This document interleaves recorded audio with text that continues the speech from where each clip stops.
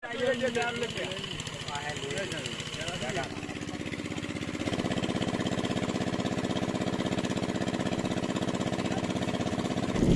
একটু থামাও, একটু জোকটা একটু দেখাই দিই আসলে কিভাবে খাচ্ছে জোকটা, দেখেন তো একটু। হ্যালো ভিউয়ার্স, আজকে আমরা আসছি আর একটা নতুন ভিডিও নিয়ে। আর এই সেই যে ঘেরের মাছ এখনো ধরা হয়নি, আজকে আমরা এটার আবার মাছ ধরবো। আর এটা আশা করি অনেক মাছ উঠবে, অনেক মাছ, বাইলা চিংড়ি। আমাদের এইটা প্রায় অনেকখানি লম্বা, 100 মিটারের চেয়েও লম্বা হবে।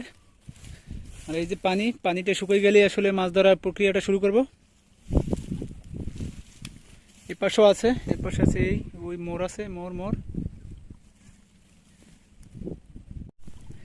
আমরা মেশিন লাগাইছি, পাম্প মেশিন, পানি ফেলানোর জন্য ওই পাশে। আর মাছের একটা যে সমাগম এখন কিন্তু শুরু হয়ে গেছে। এই যে মাছ দেখেন, অনেক মাছ পাবো আজকে। আসলে ফসলের জমি, ফসলি জমির পাশেই হচ্ছে আজকের মাছ ধরার প্লেস বা মাছ ধরার জায়গা। এই যে মাছ, প্রচুর মাছ। না কইছি যদি আসলে আজকের যে মাছ ধরার যে প্রক্রিয়া, এটা সবচেয়ে যে পরিশ্রমী ব্যক্তি, সেই ব্যক্তি রয়েছে আমাদের ভাই রাজীব। সে দেখছেন কিভাবে উঠলে পানি নিজের গায়ে ফেলায়। আর সবচেয়ে যে অলস সেটা হচ্ছে আমার ভাতিজা করিম। করিম সেটি অলস, আগেও তারা অনেক ভিডিওতে দেখছেন। হ্যাঁ, এটা যেমন তার পায়ে একটা জোড়ায় ধরছে, দেখছেন। তাদের একটু থামাও, একটু জোকটা একটু দেখাই দিই আসলে কিভাবে খাচ্ছে জোকটাই, দেখেন তো একটু।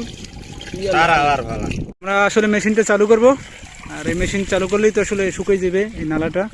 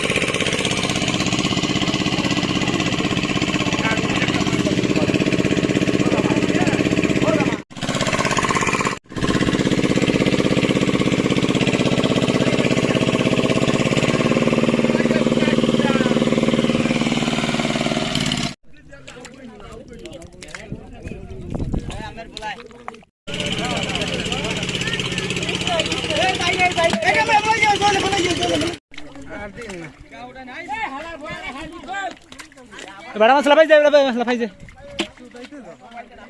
আর কাদা না দিল তো আর আপনার এদিকে আইবেন ঠেললো আরো বেশি কাদা দেন।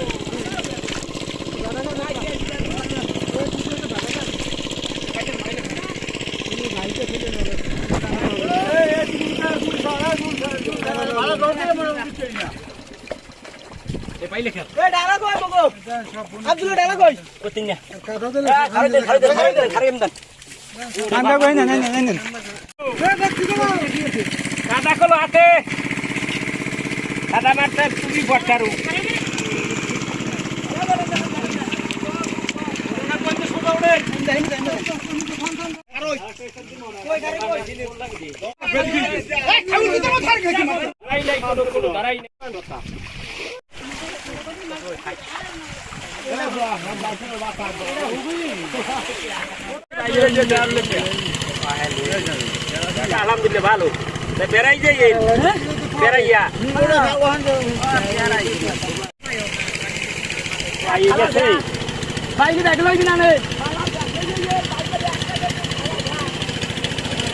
আজকের ভিডিওটা আসলে আমাদের এই জায়গায় শেষ।